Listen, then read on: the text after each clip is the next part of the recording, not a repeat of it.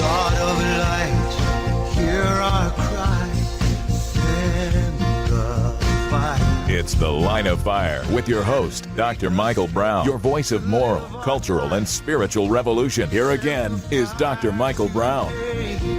Geneva had become a city of refuge for Protestant refugees from the Reformation. As a result, it had doubled its population from 10 to 20,000. Yet by total contrast, another group of people had been deliberately excluded. They were the Jews, and the Jews were forbidden to live in Geneva. Long before the Reformation, anti-Semitism had been rife across Europe. Everyone regarded the Jews as a cursed people, and Geneva was no exception. That is the voice of Derek Frank, who will be joining us momentarily to tell us about this new, exciting, riveting, dramatized documentary, Let the Lion Roar. It's my joy to welcome to the Line of Fire Derek Frank. Derek met his wife Francois in Jerusalem in the early 80s. In fact, there's an interesting story about Derek praying to meet his wife when something else happened that changed his life in many ways.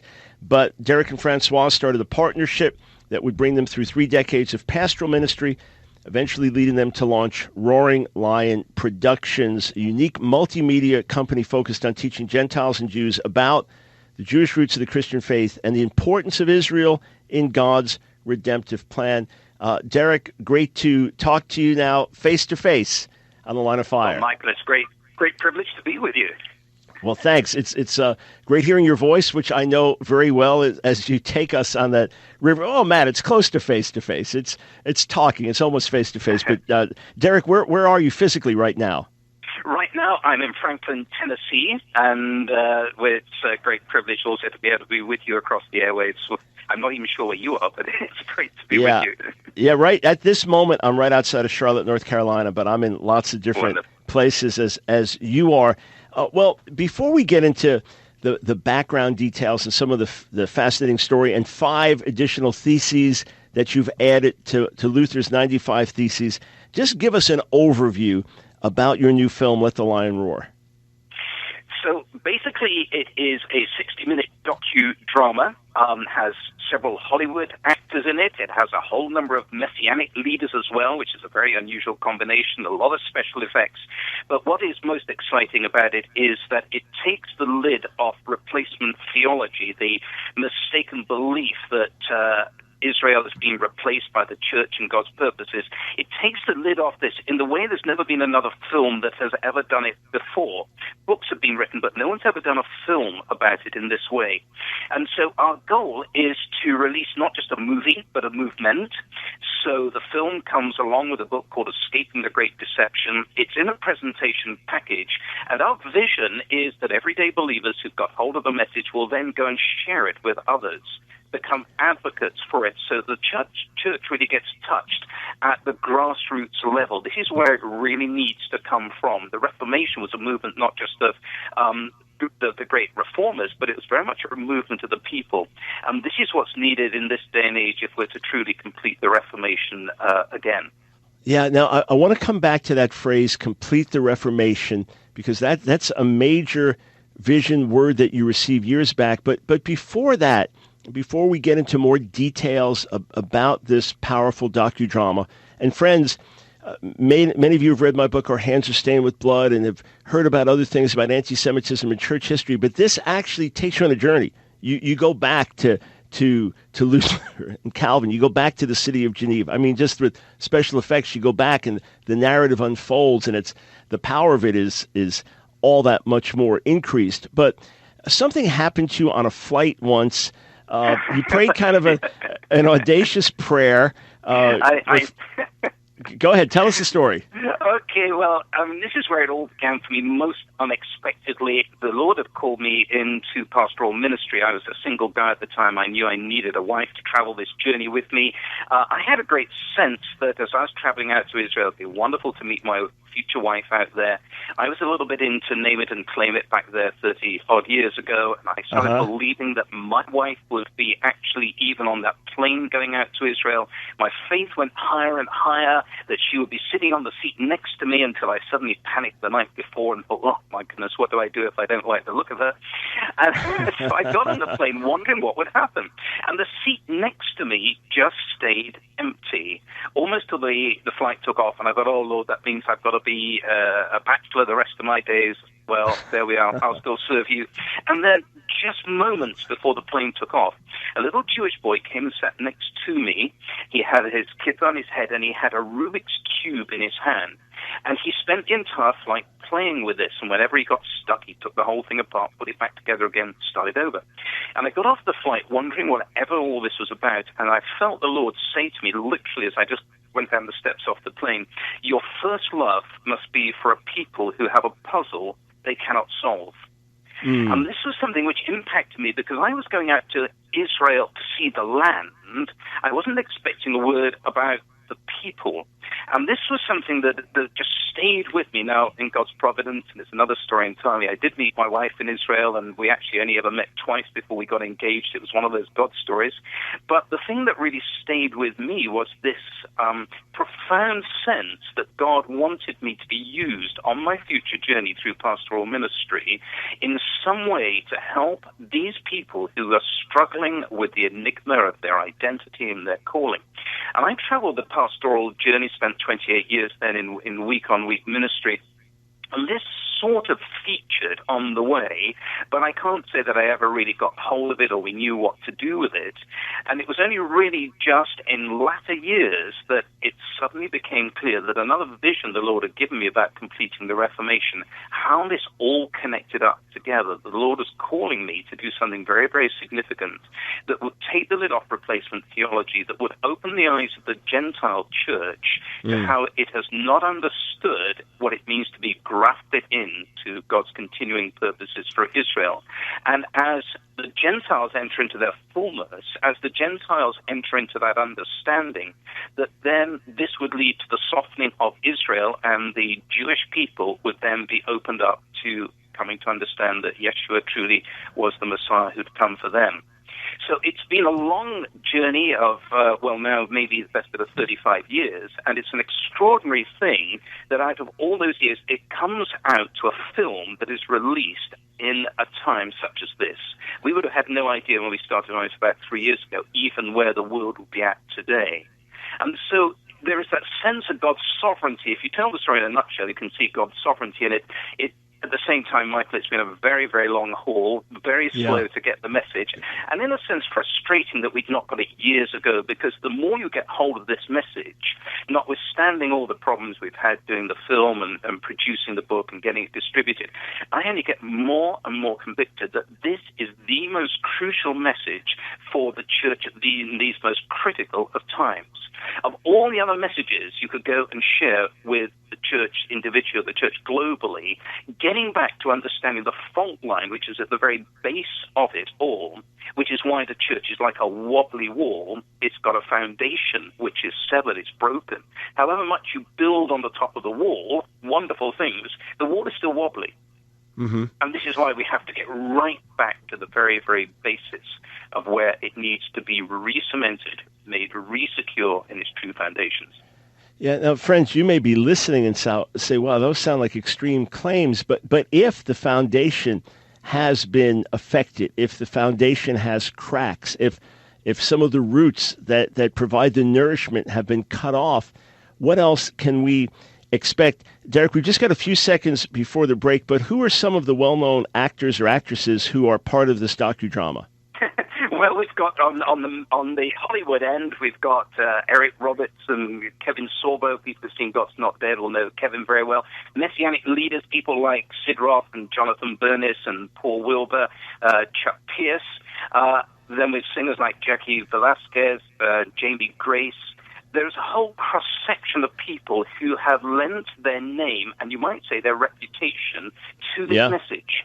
Yeah, and I tell you, let me just God to bring it all together. I look at the cast of characters. God could do this. Yeah, we're just a little family, and God ends us up with messianic leaders and Hollywood actors.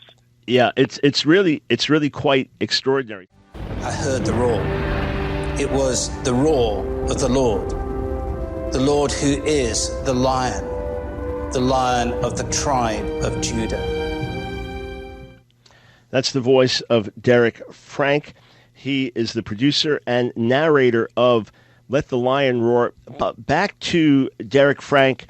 Derek, you were in circles, charismatic circles years back, where people would say, God gave them a vision or a dream or something like that. Many, to this day would say God gave them a vision or dream. But you had this vision, a recurring vision, that nobody could interpret for you. Tell us about this vision. This was back in the late 80s, early 90s, and regularly in church prayer meetings. I was a young pastor on the staff of a large Anglican church back in England, and I would get a vision of what looked like a Greek building with pillars in front and steps, big courtyard in front. And I sensed it was a church. I had no idea where it was, but it was obviously in a medieval time. There were people in medieval clothing going into what was the church and coming out of it. And then the vision would flip into inside the church, and we show this visually in the film. It was a modern-day conference. People have got headphones on them, and it would end every time with the words, "Complete the Reformation." Now, as a young pastor, this was slightly above my pay grade, the sense that I could complete the Reformation, and absolutely no one could make any sense of it for me. And it became a very uncomfortable thing because I kept getting this same vision, and I had to say to the Lord, look, either tell me what to do with it, interpret it, or stop it, because I'm just going to blow up if I keep seeing it. And so actually the vision stopped happening. The only problem was I could never, ever forget this vision. And the extraordinary thing was that many years later, I was actually in the old city of Geneva, Switzerland, and I saw the exact place which I'd seen in my vision. Wow. It was a very shocking experience to see something that was so precise. My wife thought it was very funny, my behavior at that point. It was the most shocking of experiences, because it was the Cathedral of St. Pierre from which John Calvin had preached the Reformation. So I had actually seen in the spirit the very place that he preached from, and I was given these words, "Complete the Reformation." I still might have had absolutely no idea what to do with it, and it became in many senses even more uncomfortable, because no way could I have contrived something like that. So I started trying to read the Reformation. Now, you're a theologian, and you will understand, as probably few others do, if you start reading the Reformation, the literature is just immense. It's complicated. You don't know what you're looking for, and the idea you could find something amongst this that I should complete in a way that the great reformers and all the great saints who've been since couldn't do it. I mean, it was just off the wall. And this was an incredibly uncomfortable experience. And I'm saying to the Lord, look, I know this is from you. I am just powerless to know what to do about it. And then one day I stumbled across the story that was to unlock the whole thing. It was such a simple story, and it explained everything. And it was simply the story that some 50 years before John Calvin ever arrived in Geneva, the Jewish people, because anti-Semitism was rife across Europe, like in many cities, they'd been evicted from the city. They couldn't live in Geneva. They had to pay a daily toll to go in. And it was 200 years after Calvin's death that they were ever allowed to actually live in the city again. And so what it effectively said was, notwithstanding Geneva, the great place the Reformation was preached from, the apparently visible city of God, whatever else had been changed, and this city was transformed, it said, from the stinkiest city in Europe in one generation to what John Knox called the best example of the kingdom of God since the time of the apostles, one generation under Calvin. But notwithstanding all that, as far as he was concerned, it was irrelevant to Jewish people or to God's continuing purposes for Israel. In other words, whatever else the Reformation has changed, one thing it has not changed is our attitude to Jewish people. They were despised before. They deserve to be despised. They're still despised. They'll always be despised. This was the message of the Reformation. This was what was actually woven into the gospel that came out of the Reformation. This was the DNA of replacement theology as it comes down to us today. And this was the great incompletion of the Reformation, that the challenge was then, So how do you set about completing that great incompletion? Yeah, and again, what's interesting is that others, for each of us, as we came to learn these things, for me it was pretty early on, because as a Jewish believer, Derek, I was confronted with this. Right, shortly after I got saved, a local rabbi gave me a book about anti-Semitism in church history, but in my mind, because we were just going back to the Bible, we just followed the Bible. As a brand new believer, absolutely. I could kind of just jump over all the history, but the more you read, the more disturbing it becomes. And then when the light goes on, when you just see, wait, this is not some new insight. The Bible just says these things plainly. It really is impacting. And as I was searching for news, Derek, about the shootings in Canada, I missed this from a few hours back, but there was a baby killed in Jerusalem. There was a car, apparently Hamas member, just rammed into a crowd, an apparent Jerusalem terror attack, 3-month-old killed, 8 others injured. There really is a satanic desire to wipe the Jewish people out. I know terror can happen all over, but there is a targeted attack on the Jewish people. And Derek, we've just got a few seconds before the break, but what kind of impact is this docudrama having on people? Well, two effects. There are those who've already got it, who are sort of dancing in the aisles to see a resource like this are available. Yes. And then other people for whom this is absolute revelation. If you went into a church and said, hey, what's your view on replacement theology? People would look at you blankly. They'd say, you probably need to ask the pastor. Maybe actually the pastor wouldn't even be able to answer the question. Yet people are deeply impacted by replacement theology. And so this is very shocking when people actually see it and they see the anti-Semitism we visually describe that goes right back to the 4th century, and some of the great names we call of the early church fathers were actually terribly anti-Semitic. People are desperately shocked. They tend to say, why haven't we ever been told this before? Yeah, and sometimes in seminaries and Bible schools, they're not taught it either. What are the 5 more theses that need to be added to Luther's 95 theses? Thanks for joining us on The Line of Fire. I'm speaking with Derek Frank. He has produced a tremendous docudrama, a riveting docudrama about the church and the Jewish people, anti-Semitism in Jewish history. If you know about the subject, you will absolutely be delighted to have this amazing resource to get out. If you don't know about it, you'll be shocked. Your eyes will be opened as you watch it and as you read the book. Derek, welcome back to The Line of Fire. The title of the book that comes in this package, and I was one of those who got the box and said, what is in this box? This is cool. Opened it up. In fact, we put out a video where we open this up as well. I just, kind of take you through the journey of seeing what's packaged in here. But the book that comes with the DVD and Blu-ray disc is called Escaping the Great Deception. What's the deception that you're talking about? So the Great Deception, Michael, goes right back to the very start when not long after the first believers, we need to remember they were all entirely Jewish. They'd been raised up as Jewish people. The scriptures they read were not the New Testament. They were what we would now call the Old Testament. They were people who still kept going to the synagogue. And they understood that when the Messiah had come, he was the Messiah that had been promised to the Jewish people to enable them to fulfill God's calling upon their lives to be light to the world, light to the nations. And they understood this.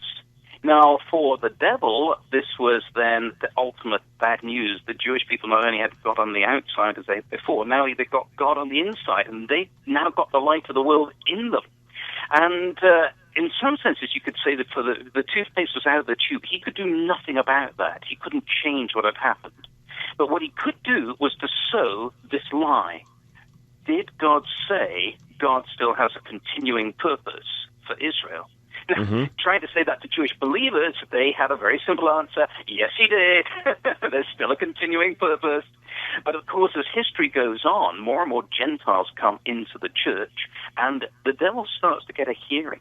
He starts to enable them to think, no, actually God has finished with the Jewish people, that we can be disconnected from the roots of where it has all come from, that we can be the so-called church in our own right, that we get the blessings direct from God, that all the curses stay with Israel. And as this happens, the net result of all this is that then the church is a bit like a ship that just gets cut off from its moorings. It can go and drift absolutely anywhere. And this is what happens to the church. The Messianic believers, they're caught between a rock and a hard place. They're caught between the Gentile church doesn't want to know them anymore, Judaism doesn't want to know them anymore. They shrink. Then the nation of Israel doesn't have the witness of the Messianic believers. And if the nation of Israel doesn't have that witness, then the world doesn't have the witness. And if the world doesn't have the witness, there's not a witness going up into the principalities and powers. And it all comes from this one first lie. And this trickles down through the generations. It goes under the radar of the Reformation and comes to us, Michael, to this point, which I think you, from all your other speaking as well, will endorse, I'm sure, deeply, that because of replacement theology, very simply, you can put it like this. The belief is that the new has entirely replaced the old. So if the new has entirely replaced the old, that means that grace has entirely replaced the law. And so in that case, if grace has taken over, we can just go do whatever we want. And so from that lie, which goes right back almost to the beginnings of what has come to be called the church. They were not called the church in those days. They were just the fellowship of believers. But it comes through and shapes people's thinking and behavior in the church to this day. And this is why the church is so weak. You know, it should be salt and light. We should be the salt of the earth, should be the light of the world. But people are just not turning to the church. And we have to ask the question, what is it that's missing? And what it comes down to is we are simply not rooted in what we should be, which is the long-term continuing purposes that God has got for Israel. Joey, I want to play clip number 8. Friends, listen to this clip and tell me who you think is saying these words. Who wrote these words, preserved them for posterity? Let's listen to these words. It's a well-known church leader. Clip number 8. The Jews were the sons of God, but now they are the sons of Satan. The true image of the Hebrews is Judas Iscariot, who sells the Lord for silver. The Jews will never understand the Scriptures and forever bear the guilt for the death of Christ. Who was that? Who was that? That was none other than St. Augustine. St. Augustine, one of the most famous church leaders, especially in Roman Catholic circles, but church circles worldwide. From the time of Paul through the end of the 5th century, he'd be probably the biggest name. That's what he had to say. My guest, Derek Frank, has produced the riveting docudrama, Let the Lion Roar. I played a clip from the docudrama, Let the Lion Roar, with the words of St. Augustine, one of the most revered church leaders, disturbing words about the Jews. And you've also got many quotes from men like Luther and Calvin and other revered leaders that are on this documentary that you prepared. And you've got actors actually acting out their parts. Derek, what happened to someone like Augustine or Calvin or Luther? I mean, why the Jews? Why the hostility towards the Jews? And sometimes in the name of Jesus, what infected them? What happened to them? I think behind all this, we need to understand the immensity of the spiritual battle. And I think if we just flick it over the other way, that verse in Revelation 20, which speaks about how the devil finally, before he meets his final end, will be able to go out and deceive the nations. And we must never underestimate the power of the devil to deceive, and the fact that these are great names of people who we respect in many ways. They were still just flesh and blood. They were not somehow able to be above deception. And bluntly, though we hugely respect all that was good about, let's say, Luther and Calvin and all that they did achieve, the fact is that they were deeply mistaken about the significance of Israel and God's purposes. I mean, bluntly, what happened at the Reformation, they discovered one of the two keys that the early believers had such effectiveness from. The early believers understood what we would call the gospel, and they understood God's continuing purposes for Israel. And if you look at Peter's sermon in Acts 2, it's only a few verses on what we call the gospel and about 10 times as much on God's continuing purposes for Israel. That's the context of the early believers. What happens at the Reformation is that the believers there, the new believers, the reformers, first of all, get hold of the gospel. They get hold of one of the keys, but not the other. Now, if you know the phrase, the truth, the whole truth, and nothing but the truth, they had truth. You could say what they had was nothing but the truth, but they didn't have the whole truth. And with any truth, if you don't have the whole truth, the truth you have gets distorted, and that's simply what happened to Luther, Calvin, as you say. Many of these other great names of the early church actually said terribly, terribly anti-Semitic things, and bluntly, they were deceived in their understanding of God's purposes for Israel and the Jewish people. All right. Now, in order to address these errors, and look, we understand that all of us can have blind spots, but when the blind spots end up resulting in mistreatment of other people, herding them together in ghettos, giving counsel that leads to a Holocaust, then there really is culpability. This is not just a blind spot. This is a deadly blind spot. So you offer 5 more theses that should have been added to Luther's 95 theses. That's right. And the first one is, it's a lie that the church replaced Israel in God's purposes. The second, the failure to expose the great deception distorted the gospel of the Reformation. The third, this deception continues to wound both the church and the Jewish people. Number 4, the truth about God's ongoing purposes for the nation of Israel must stand along his purposes for the church. And number 5, the widespread acceptance of this truth will have great consequence for the church and for the salvation of Israel. Let's focus on number 3, this deception that the church replaced Israel in God's purposes continues to wound both the church and the Jewish people. You've been talking about how it's wounded the church. How does it wound the Jewish people? Well, the simple effect through the generations, I mean, pretty well most people know the story of anti-Semitism and the horrific things which have happened to this nation. And I mean, even Hitler was saying that he was able to do what he did to the Jewish people on the basis of the things that Luther had said. This has traveled down to the situation today where anti-Semitism is once more on the rise. Up to just a few months ago, I was living in the south of France, and there anti-Semitism is talked about really openly, far less than here in America.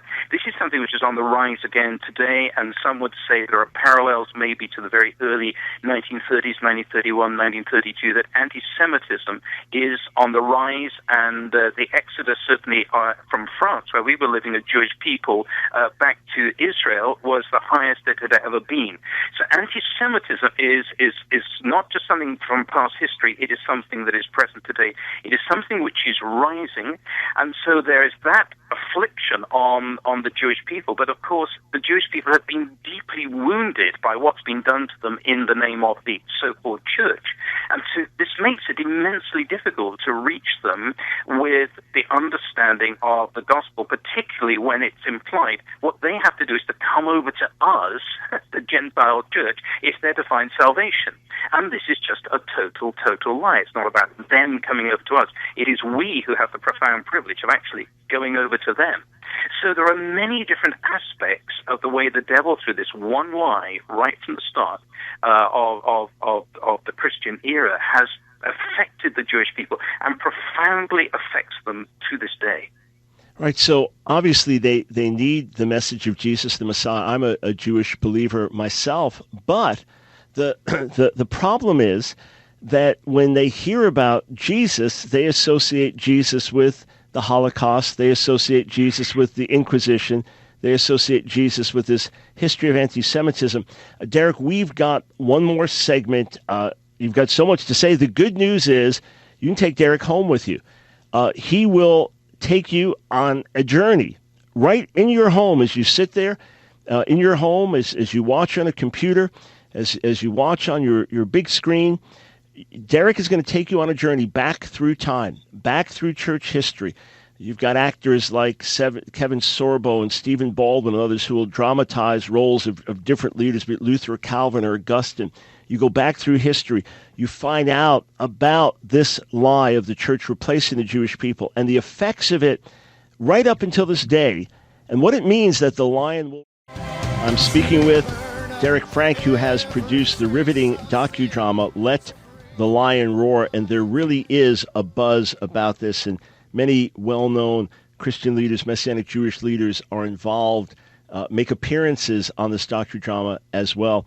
Derek, as you have gone through this journey, a journey of many, many years, journey of discovery, and now putting this compelling docudrama together, what indicates to you that God has really been with you? What are the signs that this has been a divinely guided journey up until now? I think, Michael, probably the simplest way of saying this, I'm basically a retired pastor. I did 28 years of week-on-week ministry with no vision of making a film. My daughter's a filmmaker, but we had no perception of what lay ahead. And when God said that I was to be retired, I thought, well, that sounds rather nice. Actually, he meant I had to get a new set of tires. I had to set off again. And we set off, really, with absolutely nothing in our pocket, with no perception of where God would lead us to. And the very fact that we just set off on this journey and kept pushing doors, there have been many battles on the way, but the doors have just kept opening. And all that I would say, in the face of so much battle we've gone through to get this point, I think the battle is one of the signs that this is something the devil has really not wanted us to get out. But the very fact that something like this can be made at a time like this and gain the sort of impact it has on people is something which only God could ever do. This is not something that I and my wife, as retired pastor and wife and daughter filmmaker, can actually bring about. And why it gives me hope is that if this can happen with us making the film, I actually believe that many believers who would never really try and get into conversation with others actually about replacement theology, about the significance of Israel, even though they actually have got the message, can actually go and do it themselves. They can actually take this resource, believe that as the Spirit has equipped us to do this, He is going to empower many, many people to go and have conversations with friends and families, and that a work will happen at the grassroots. And that's the conviction that God has really just so brought me to, and I'm just so excited to see what God is going to do to use this resource to touch the lives of those who we would never, if I just gone on preaching the same 1,000 messages to the same 200 or 300 people week on week, nothing would really have happened much beyond maintaining that church. When God says take one message to 200,000 or 300,000 people, I thought, what do you mean by that? And lo and behold, it's happening. That's God. Yeah, and look, these days, it's a whole lot easier to say, hey, let's watch this together. Why don't we sit down and watch this?